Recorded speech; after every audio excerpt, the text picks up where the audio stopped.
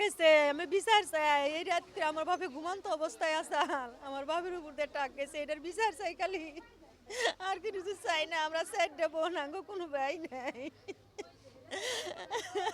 কোনো ভাই নেই, আমরা চারটা বোনই। আমার বাপের বিচার চাই। আমার মা একা, আমার মার কে নাই। আমরা চারটা বোন বিয়ে হয়ে গেছে, আমার মা একা, শুধু একা আমার মা। আমার মার অবস্থাও বেশি ভালো না, আমার মায়েও ব্যথা পেয়েছে মেলা।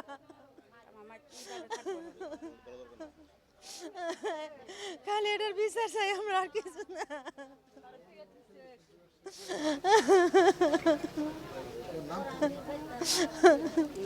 আমাদের কাছে একটা বিচার চাই আমি। এই রাত করে আমাদের এই যে এই মাটির গাড়িগুলো এগুলো বন্ধ করে নেবে সরকারের। আজকে হ্যাঁ মারা গেছে, কালকে যে আরেকজনের আরেক স্বামী মারা যাবে না, তার কি নিরাপত্তা আছে? আজকে আমার সন্তান মারা যে হারি, আমি মারা যে হারি। এরা আমার কাছে একটা আমাদের অনুরোধ, আর আমার চাচার বিচার চাই আমরা। মিলের ঘটনা, তার একজন মৃত্যুবরণ করছে, আরেকজন অসুস্থ করে রয়েছে। আমরা ইয়ার বিচার চাই। চকের জমিন কাইটা কাইটা মাটি নিয়ে তারা বিক্রি করে, মদ গাঁজা খাইয়া তারা নিশা করে মনে করেন যে রাস্তায় গাড়ি চালায়। এর আমরা বিচার চাই। ছাত্ররা স্কুলে যাইতে পারে না, মুরব্বীরা নামাজ পড়তে পারে না, এই যে জায়গায় মাদ্রাসা আছে, বাচ্চারা মসজিদে যাইতে পারে না। আমাকে এর একটা বিচার করে দিবেন, আর কিছুই চাই না আপনার কাছে। রাত 2:40 আমরা সবাই শুয়ে রয়েছি, সেহরি পাক করার জন্য বলতেছে হুজুররা। আমরা ওই সময় উঠবো আর কি, উঠবো প্রভাব।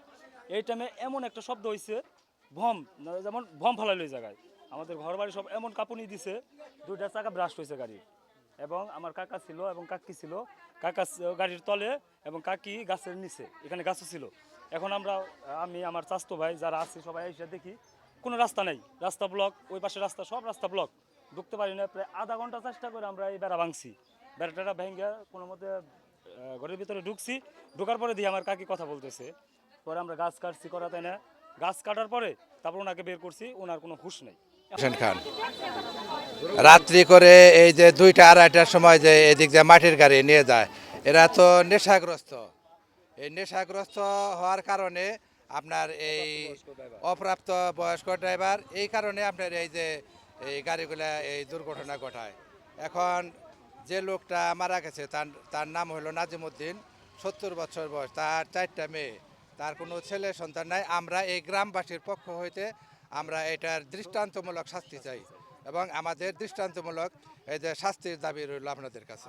এক্সিডেন্ট বা ইটি যেগুলা তাদের টাকা পয়সা দিয়ে হয়তো এরা হাত করে গাড়ি চালাইতেছে, অবৈধ গাড়ি মাটি মুড়ে কাইটা রাস্তাঘাট, ফসলে আবাদি জমি সেগুলা সব নষ্ট করে ফেলাইতেছে। এইভাবে যদি রাত্রে মানুষ ঘুমাইয়া থাকে, সেই বাড়ির উপর দিয়ে ঘরের উপর দিয়ে যদি একটা গাড়ি ঢুকিয়ে দেয়, তাদের নেশা করে না কিভাবে কি গাড়ি চালাইতেছে, পিচ্ছি পোলাবান দিয়া, এদের কোনো লাইসেন্স নাই, কোনো কিছু নাই, এরকম করে ফেলাইতেছে। মাটি ব্যবসায়ী, এদের ব্যবসা জানি বন্ধ করে দেয়, এই গাড়িগুলো জানি ওইভাবে না চালায়।